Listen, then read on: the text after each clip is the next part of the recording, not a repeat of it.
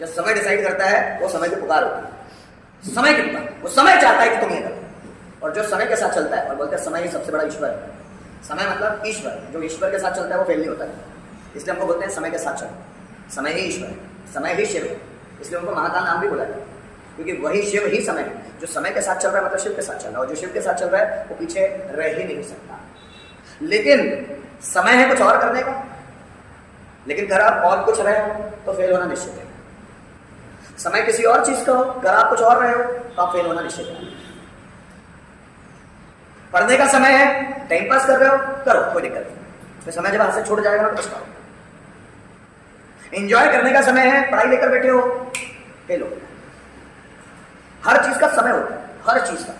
जैसे सूर्य निकलने का एक समय होता है और चांद का एक समय होता है, दिन का एक समय होता है और रात का एक समय होता है, हर चीज का एक समय है।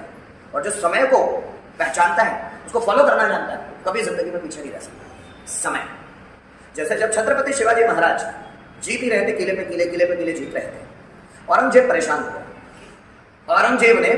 औरंगजेब के अंडर एक राजपूत काम करते थे जिनका नाम था मिर्जा राजा, जय सिंह मिर्जा।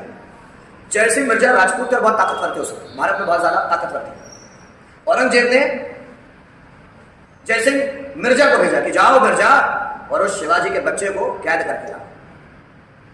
जब मिर्जा राजा यहां आते हैं तो छत्रपति शिवाजी महाराज, क्योंकि उसकी फौज बहुत बड़ी रहती है, 80,000 की फौज लेकर आता है, और छत्रपति शिवाजी महाराज के पास सेना नहीं होती, बड़ी मुश्किल से 6-7 हजार के मराठा की फौज रहती है, 6-7 हजार लोग रहते हैं, उसकी 80,000 की फौज, हारना निश्चित था।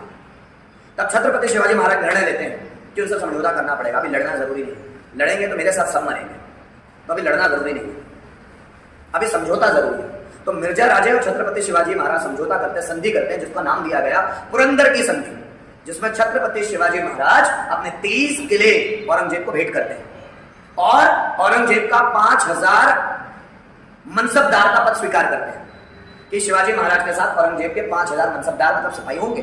तो शिवाजी महाराज औरंगजेब के अंडर आते हैं। लेकिन जब वो आगरा जाते हैं औरंगजेब से मिलने के लिए और उनको छोटे राजाओं में खड़े करने का बोलता है औरंगजेब, तो दिमाग खराब हो जाता है। ऐसे ऐसे राजा जो छत्रपति शिवाजी महाराज के सामने नजरें उठाने की हिम्मत नहीं कर सकते, उन राजा को औरंगजेब ज्यादा इंपॉर्टेंस देता है, और छत्रपति शिवाजी महाराज को जब इंपॉर्टेंस नहीं देता उनका दिमाग हिल जाता है। उनको चैलेंज करके आते हैं कि मैं खुद राजा हूं और मुझे मेरा स्वाभिमान प्यारा है, ये जिन राजाओं को मेरे आगे खड़ा किया है ना तुमने, वो मुझसे नजरें मिलाने की हिम्मत नहीं कर सकते, वो वीरता में मेरे सामने खड़े होने का साहस नहीं कर सकते, और उनको मुझसे ज्यादा इंपॉर्टेंस दिए। औरंगजेब चाहता था शिवाजी महाराज का मनोबल तोड़ना, लेकिन शिवाजी महाराज उसकी ही वोट लगा के आ जाते हैं, उसकी ही कोर्ट में, उसके ही दरबार में। उसके बाद शिवाजी महाराज को कैद करके रखता है, लेकिन कुछ दिनों बाद उनका बेटा और शिवाजी महाराज दोनों वहां से भाग जाते हैं। भागना जरूरी है, लड़ना नहीं, हर जगह लड़ा नहीं जाता, वो जगह बुद्धि की, युक्ति की जरूरत होती है। हर किसी से उलझना नहीं है, जहां जरूरत हो से वही उलझना है। जब लग गया कि अब इसके बिना, लड़ने के बिना काम ही नहीं चल पाएगा, सिर्फ तभी लड़ना है, नहीं तो उसको टालने की कोशिश करना। क्योंकि जब भी युद्ध होगा, लड़ाई होगी, उससे शक्तियां खत्म होंगी। आपके परिवार में भी जब ऐसी स्थितियां बने, कोशिश करो अंत तक कि झगड़ा ना, क्योंकि झगड़े से परिवार की शक्तियां बिखरती है, परिवार कमजोर होता है, और जो व्यक्ति जितना कमजोर है, जो परिवार जितना कमजोर है, आसपास के लोग उसको अपना फायदा उठाते हैं। इसलिए लड़ना नहीं। अगर एक दूसरे में गिले शिकवे हैं तो बातचीत करके खत्म किए जा सकते हैं। सिर्फ हमारे अहंकार ही है, वो लड़ रहे हैं बस, कि मैं अच्छा और वो बोल रहा है मैं अच्छा, मैं ज्यादा कमाता हूँ, वो बोलता है मैं ज्यादा कमाता हूँ, मैं ज्यादा कर रहा हूँ, वो बोलता है मैं ज्यादा कर रहा हूँ। अहंकार ही तो है जो टकरा रहे हैं। अगर इसको खत्म कर दिया जाए तो झगड़े का कोई कारण ही नहीं।